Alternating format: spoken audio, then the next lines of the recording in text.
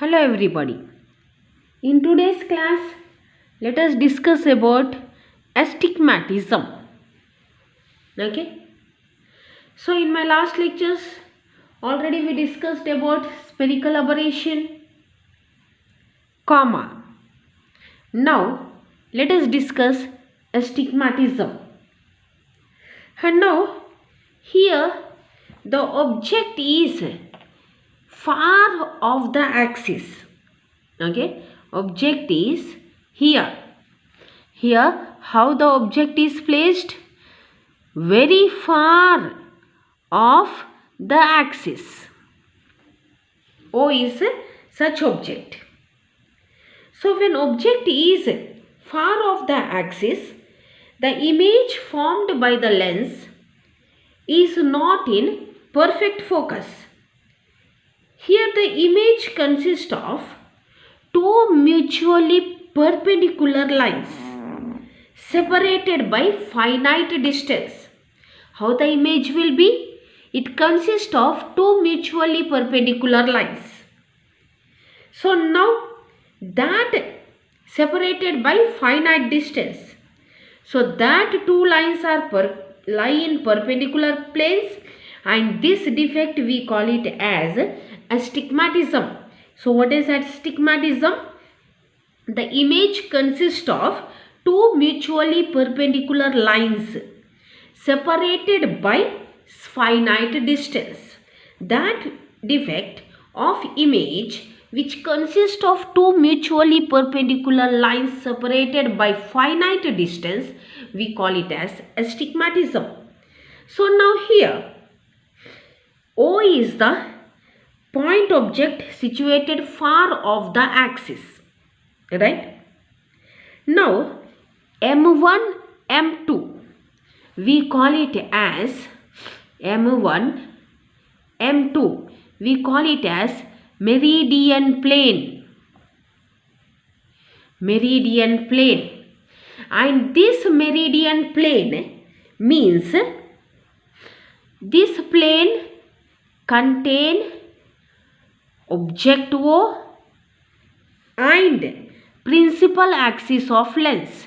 Principal axis of lens. Now similarly S1, S2 we call sagittal plane.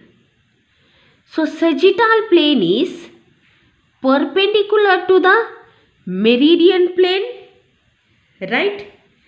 And it passes through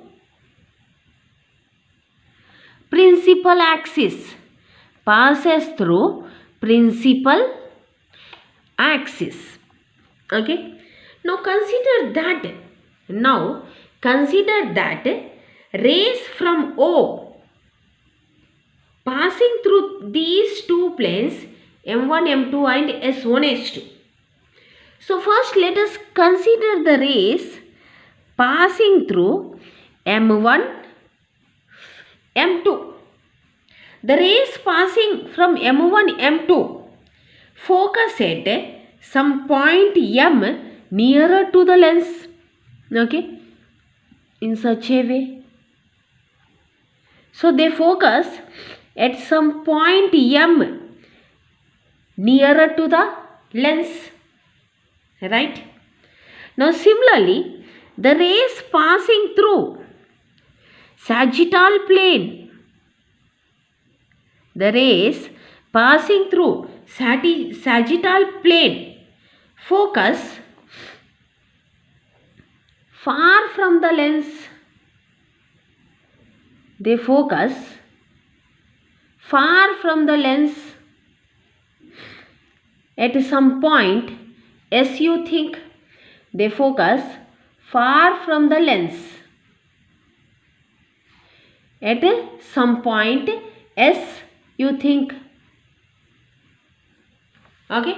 So now the rays passing through meridian plane are focused at M, the nearer to the lens. The rays passing through sagittal plane are focused at S, far from the lens. Okay. Now the image formed at M by the rays passing through M1 M2 plane.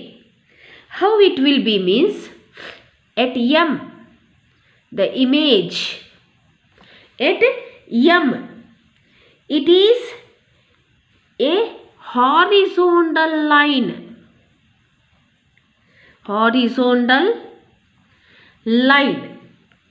Okay, after refraction it come to horizontal line focus at M, and the rays passing through sagittal plane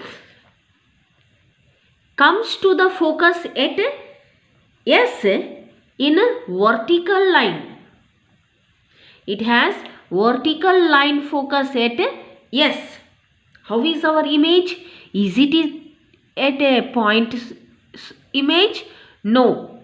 We used a point object. Okay. We used a point object. So image must be point image. But instead of point image, what we are finding? At M, a horizontal line. The image is like horizontal line. At S, the image is like vertical line. Means a horizontal and a vertical line are formed, and these two are separated by certain distance. So we didn't got point size image for point size object. Instead of point size image, we got two mutually perpendicular lines separated by finite distance. So this defect of the lens to fail to produce point size image for point size object, we call it as astigmatism. Okay, now let us place the screen at M. I placed a screen at M.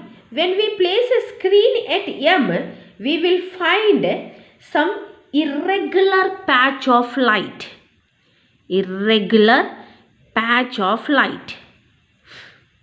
Similarly, now remove from here and place it S.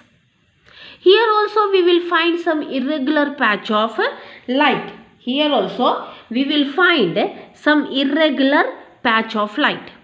Now move the screen between M and S at one particular point. That is where the rays passing through meridian plane and sagittal plane coincide with each other. See here, rays are coinciding with each other. At that particular point, if we place the screen, this irregular patch of light reduces in the size. Okay, reduces in the size in form of a circle. So now at this particular point, the irregular patch of light reduces to the circle. So this circle, we call it as circle of least confusion. Circle of least confusion. And this circle of least confusion is taken as the nearest approach to point image. Nearest approach to point image. A nearest approach to point image. Okay. This we call it as circle of least confusion, and this is nothing but we can take nearly equivalent to the point image. And the measure of astigmatism between these two lines, okay, or the difference between these two lines, we call it as astigmatic difference. So what is astigmatic difference? The difference between the lines is a measure of astigmatism, and that we call it as astigmatic difference. Okay. Now the next thing is how to eliminate or remove this astigmatism. How means, why we are getting astigmatism? Because object is far off the axis. So as object is far off the axis, what is happening here? As object is, first I am drawing, far off the axis, what is happening? These rays are making large inclination or angle with the principal axis. So here the rays are making large inclination with the principal axis. So if we can eliminate these rays which are incident at the rim of the lens, then we can minimize this astigmatism. So for eliminating these rays which make large inclination with principal axis, we use stops. So these stops permit only the rays which are passing nearby the axis and stops these rays which are passing far from the axis. Now the second method is by the combination of two lenses. So concave lens have negative astigmatic difference, right? Convex lens has positive astigmatic difference. So the combination of this may be free from astigmatism, or we can reduce the astigmatism. Now the last one is, so if we take a system of several lenses,